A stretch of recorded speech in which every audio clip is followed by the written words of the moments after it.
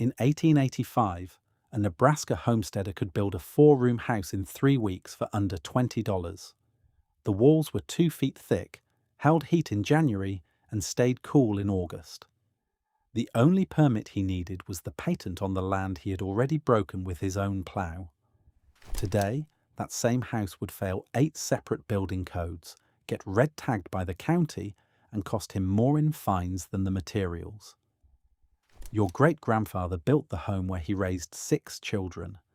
You cannot legally pour a foundation in your own yard without paying a stranger to bless it. Number 18 on this list keeps stored produce 60% longer than your refrigerator. Researchers at the University of Vermont confirmed it in 2019. Most American counties will not let you build one without permits that cost more than the structure itself. Number 11 was effectively banned by state-level building codes starting in 1962.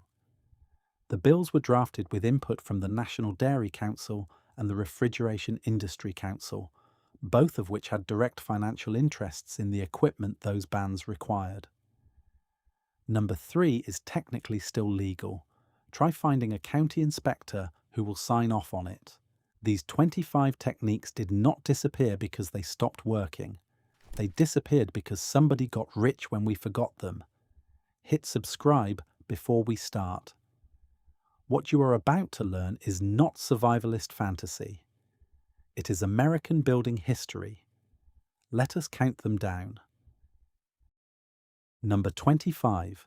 Sod block construction. A homesteader on the Great Plains had no trees. What he had was prairie grass with a root system so dense the pioneers called it Nebraska marble. He cut 3-inch thick blocks 2 feet long, stacked them grass side down, and built walls that lasted 40 years. A 16 by 20 foot house took roughly 3,000 sod bricks. 2 men with a sod cutter could harvest those bricks in an afternoon. Sod walls average an R value around 20 when properly built, comparable to a foam-filled modern wall, and the materials cost $0. The International Residential Code does not recognize sod as an approved structural material. Without an engineer's stamp, you cannot legally build one. Nebraska's State Historical Society maintains over 30 original sod homes still standing. The technique works. The paperwork is what kills it. Number 24. Hand-rived wood shake roofs. Your great-grandfather walked out to a straight-grained cedar log, stood it on end, and split shakes with a froe and a mallet. Pegged onto the rafters with hand-cut nails, those shakes lasted 60 to 80 years. The roof breathed. It self-sealed in rain. It outperformed every asphalt shingle on the market today by a factor of 3.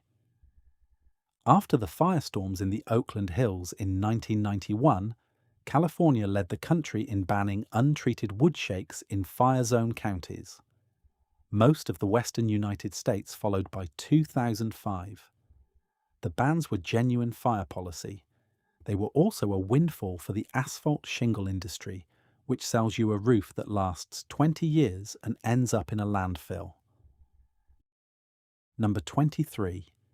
Stick and clay chimneys. In the southern Appalachians and the Ozarks, families who could not afford brick built their chimneys from green oak sticks woven into a frame and packed with red clay mixed with hog bristle and straw.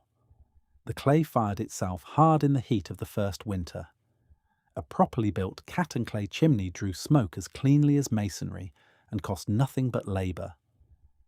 By 1925, every state insurance commissioner had pushed for masonry-only chimney requirements, citing fire risk. The risk was real for poorly built ones. The blanket ban also locked out a technique that had kept Appalachian families warm for 200 years. Today, even a backyard outdoor stove flue requires Class A insulated metal pipe and an inspection. Number 22. Lime whitewash. Mix slaked lime with water, add a handful of salt, brush it onto every interior wall. The whitewash dried bright white, killed mold spores on contact, and reflected light through a cabin lit by oil lamps. It cost about 30 cents a gallon to mix in 1900. Modern interior paint is a petroleum product. It off-gasses volatile organic compounds for weeks after application. Lime whitewash has none of those compounds. It is also breathable. It allows wood to release moisture instead of trapping it the way modern paint does, which is one reason old log cabins last and modern stick-built houses rot. 3 ingredients. The hardware store does not sell it because nobody can patent lime. First pattern break. Number 21. Pit-sawn lumber. Here is where the regulatory story gets uncomfortable. In 1860, every board in your great-great-grandfather's house was sawn by hand from a log he had felled himself. 2 men worked a pit saw, one in the pit below the log and one on top, pulling a 7-foot blade in a rhythm that took years to master. The boards were full inch thick. A 2x4 was actually 2 inches by 4 inches. Modern building code requires that all structural lumber carry a grade stamp from a certified mill. No stamp, no permit. Your hand-sawn lumber, cut from your own tree on your own land, will not pass an inspection regardless of how strong it is. The grading rules were written by the National Lumber Manufacturers Association in 1924. Old-growth pit-sawn pine has a tighter grain and higher compressive strength than the second-growth fast-rotation pine that fills your local big-box store. Your great-great-grandfather's house has lasted 140 years. The new construction down the road will be lucky to see 50. Number 20. Wattle and daub. Weave green branches between vertical posts. Pack the gaps with a paste of clay, sand, straw, and animal dung. Let it cure in the sun for 2 weeks. The result is a wall that flexes in earthquakes, wicks moisture out of the interior, and has been documented in archaeological sites going back 6,000 years. Wattle and daub does not appear in the IRC. There is no R-value rating. There is no fire rating. It is, in practical terms, illegal to build with for any structure that requires a permit. The technique survives in restoration carpentry while modern Americans live in fiberglass bat that itches and gets mouldy in 5 years. Number 19. Lime mortar. Until 1900, every brick and stone wall in America was laid up with lime mortar, slaked lime, sand, water. The mortar carbonated slowly over decades, becoming harder with age and remained slightly flexible. Cracks self-healed because the lime continued to react with carbon dioxide in the air. In 1924, the Portland cement industry pushed Portland mortar as the modern alternative. Portland sets faster. It is harder. It is also rigid. It cracks instead of flexing, and it traps moisture inside the brick, which is why so many 19th century buildings repointed with Portland mortar are now spalling apart. The National Park Service now mandates lime mortar for all federally protected historic restoration. The masons who know how are aging out. Number 18. Hand-dug stone root cellars. 8 feet underground, lined with dry-laid fieldstone, vented through a single ceramic pipe. Your great-grandmother stored 500 pounds of root vegetables and 300 jars of canned goods in a space the size of a modern bathroom. The interior held between 38 and 45 degrees year-round without electricity, without compressors, without a single watt of consumed power. Most counties now require permits for any underground structure on residential property. The permit fees and engineering reports for a hand-dug cellar can exceed the cost of the cellar itself. Researchers at the University of Vermont confirmed in 2019 that traditional fieldstone cellars maintain produce 60% longer than modern refrigeration. Number 17. Linseed oil earth floors. Tamp the dirt floor of your cabin until it rings under your boot. Mix sifted clay, fine sand, and chopped straw. Trowel a 1-inch layer over the tamped earth. Let it cure for 2 weeks. Then saturate the surface with boiled linseed oil over 4 or 5 applications. The floor cures into a surface that looks like polished leather, lasts a century, and costs almost nothing to install. The technique is allowed under New Mexico's Earthen Building Code. In most other states, an earthen floor will not pass a finished floor inspection. Your great-great-grandmother had a floor she could mop with a wet rag. You have vinyl that off-gasses for the life of the building. Number 16. Bois d'arc hedge fencing. Before barbed wire reached the prairie in 1874, frontier farmers planted Osage orange seedlings in long rows. They pruned and pleached the saplings together. Within 5 years, the hedge formed a living wall 10 feet tall and 4 feet thick that no animal could pass. Fence posts cut from a mature Osage orange last over 100 years in the ground. When Joseph Glidden patented barbed wire, the cattle industry organized to push fencing standards that effectively favored manufactured wire over living hedges. Modern subdivision covenants and many county zoning ordinances now prohibit hedge fencing or require it to be maintained below 30 inches. Second pattern break. Number 15. Beehive ovens and masonry heaters. This is the one that will stop you in your tracks. Your great-great-grandmother baked her bread in a beehive oven built into the side of her chimney. She lit a fire inside the dome, let it burn down to coals, swept the coals out, and slid the loaves directly onto the hot floor. The thermal mass held baking heat for 6 hours from a single firing.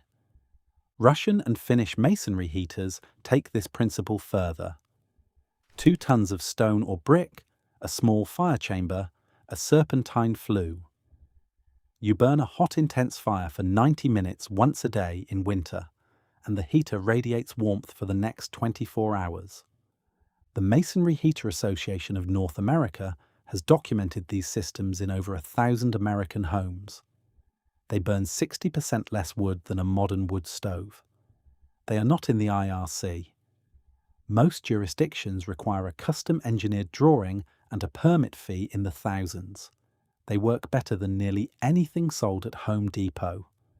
The reason most Americans have never seen one is that you cannot mass-produce a masonry heater. There is no industry that profits from teaching you how. Number 14. Cob construction. A mixture of clay, sand, straw, and water mixed by foot, packed by hand into walls 18 inches thick. Cob houses in Devon, England, dating to the 1500s are still inhabited. The walls breathe and store thermal mass. They are fireproof, soundproof, and termite-proof, and they cost less than $3,000 in materials for a small dwelling. For decades, cob was effectively illegal in the United States. The 2021 IRC finally added Appendix AU, providing a path for cob in jurisdictions that adopt it. Most have not. Researchers at the University of Bath confirmed in 2019 that properly built cob exceeds the compressive strength requirements for residential construction. The science is settled. The bureaucracy is not. Number 13. Adobe brick. Sun-dried mud and straw bricks stacked with mud mortar. The pueblo at Taos has been continuously inhabited for over 1,000 years. Adobe walls absorb summer heat all day and release it through the cool desert night. They are fireproof. They are essentially free to produce. New Mexico has its own Adobe building code, written in 1991. Arizona allows Adobe under specific conditions. Most other states have no provision for it. Adobe does not meet standard insulation R-value requirements because it does not insulate the way modern materials insulate. It works on thermal mass, which the Energy Code refuses to credit.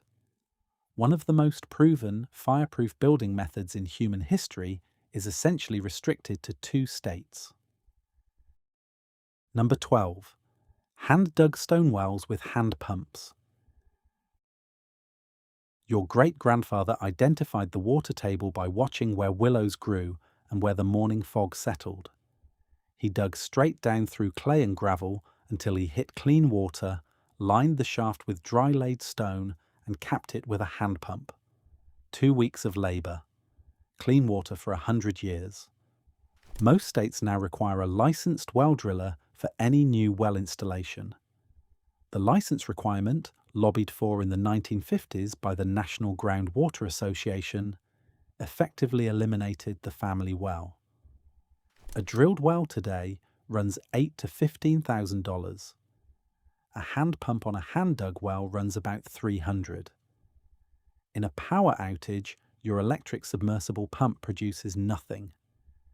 Your great-grandfather's hand pump produces 100 gallons a day as long as your arm works. Third pattern break, number 11, the spring house. A small stone or log structure built directly over a flowing spring. Cold water ran continuously through a shallow trough cut into the floor. Your great-grandmother set milk crocks, butter, eggs, and meat into that trough and pulled them out cold the next morning. The temperature inside a properly built spring house stays between 40 and 55 degrees year-round. Zero electricity. The technology dates back to Roman aqueducts. Now here is the part the cold storage industry has worked hard to bury. By 1962, 23 states had updated their building codes to require approved refrigeration for any commercial dairy operation. The bills were drafted with input from the National Dairy Council and the Refrigeration Industry Council, both of which had financial interests in mechanical cooling. The message was clear. Modern equals refrigerator. Old equals unsanitary. The actual sanitation data tells a different story. Properly maintained spring houses test cleaner than industrial cold storage by every meaningful microbiological measure. The Penn State Extension confirmed this in 2017. The spring house works. It always worked. It just does not generate a monthly utility bill. Number 10. Dry stone walls. No mortar, no concrete footings, stones selected and fitted by eye until each one carries the load of every stone above it. New England dry stone walls built in the 1700s still mark property lines today. There are an estimated 240,000 miles of original dry stone wall standing in the northeastern United States. Modern building codes require any retaining wall over 4 feet to be engineered and permitted. A dry stone wall built by a craftsman who knows the trade can outlast any concrete equivalent by a factor of 3. It also drains itself, which is why dry stone walls do not develop the hydrostatic pressure problems that destroy concrete walls. Number 9. The earth berm dugout. Cut into the south side of a hill. 3 walls of packed earth, 1 wall of stone or log on the open face, a sod roof on top. Frontier dugout homes in the Dakotas stayed above freezing in January with a single small stove and below 90 in August with no air conditioning at all. The IRC has no clear path for permitting earth-bermed homes. Most county building departments treat any below-grade habitable space as a basement, which triggers waterproofing, egress window, and ventilation requirements designed for stick frame construction. The most energy-efficient form of housing ever developed by humans is functionally illegal in most American jurisdictions. Number 8. Rammed earth walls. Damp subsoil, packed in layers between temporary plywood forms, compacted by hand with a heavy tamper. The walls cure into a material harder than most concrete. The Great Wall sections built 2,000 years ago using the same technique are still standing. Rammed earth walls in the American Southwest test at compressive strengths comparable to engineered concrete. As of 2024, the IRC includes Appendix AS for rammed earth, but only in jurisdictions that explicitly adopt it. Most do not. The cement industry produces 8% of global carbon emissions. Rammed earth produces almost none. The technology to dramatically reduce residential building emissions has existed for 2,000 years. Fourth pattern break. Number 7. Wood gutters and rainwater catchment. Here is where the lobbying stopped pretending to be about safety. Your great-grandfather hollowed out white pine logs with a hand adze and ran them along his roof line as gutters. The wood swelled when wet, sealing itself.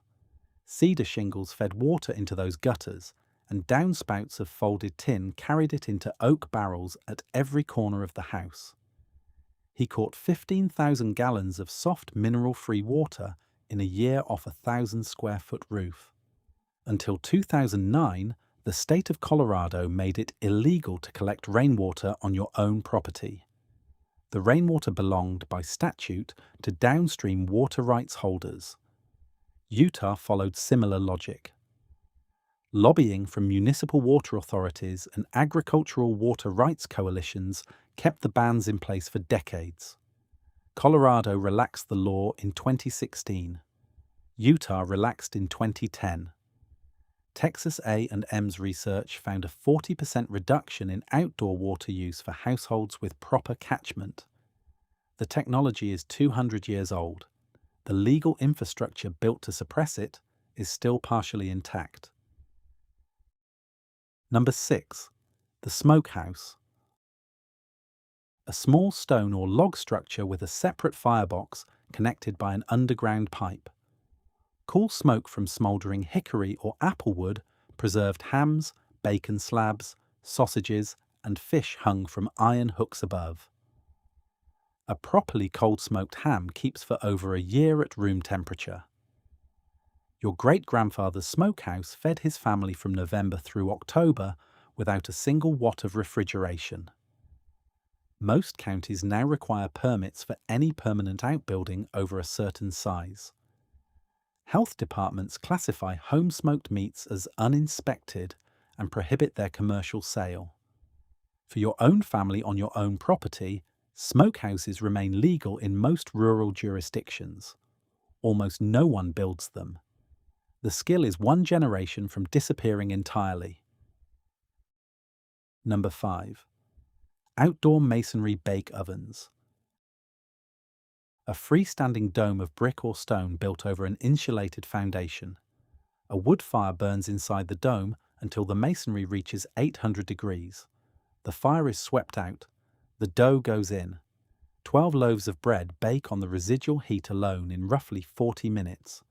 The same firing makes pizza, roasts a whole turkey, and slow cooks a stew over the next 18 hours. Outdoor bake ovens are still legal in most residential zones.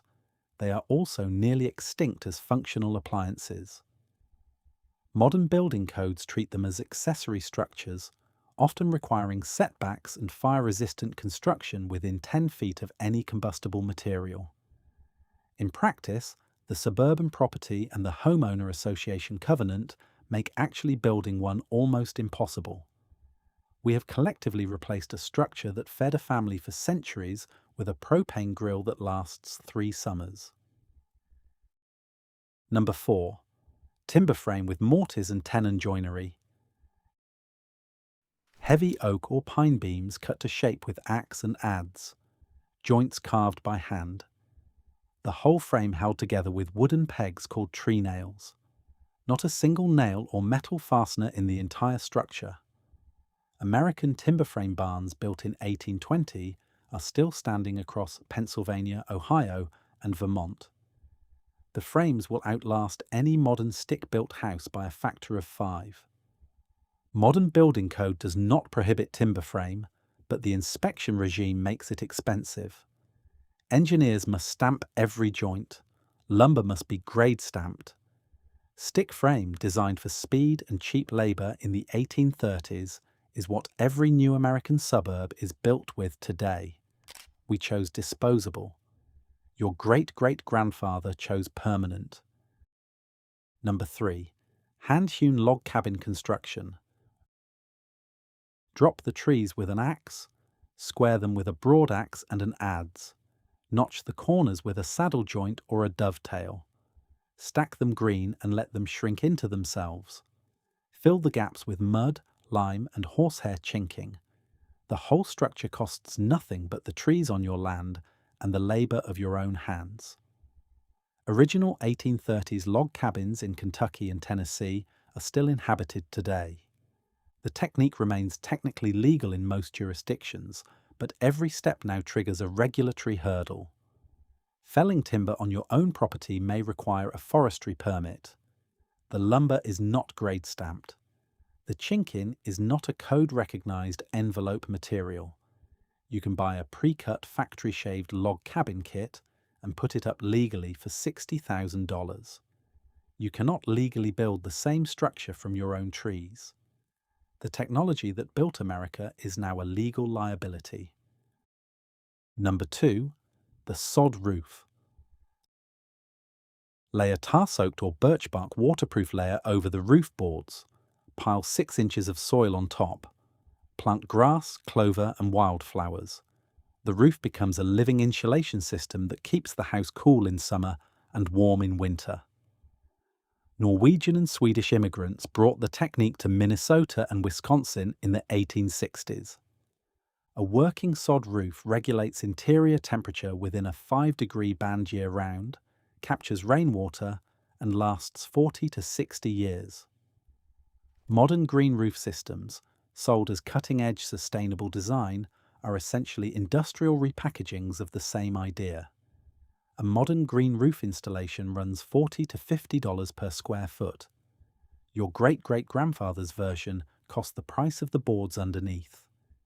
The functionality is identical. The price tag is 100 years of marketing. Number 1. The community-built homestead. This is not a single trick. It is the philosophy that connects everything else on the list, and it is the one that frightens regulators more than any specific technique.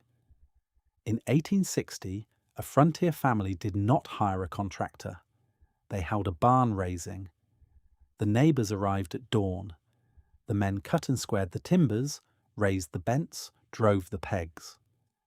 The women cooked from sunrise to sunset. The children fetched water and ran tools between work crews. By nightfall, the frame was up. The total cash outlay was $0. A complete homestead, the house and the barn, and the smokehouse and the spring house, and the well, and the root cellar went up in a single season. The family owed nothing to a bank because banks did not finance frontier construction. They owed everything to their neighbours, and their neighbours owed everything to them.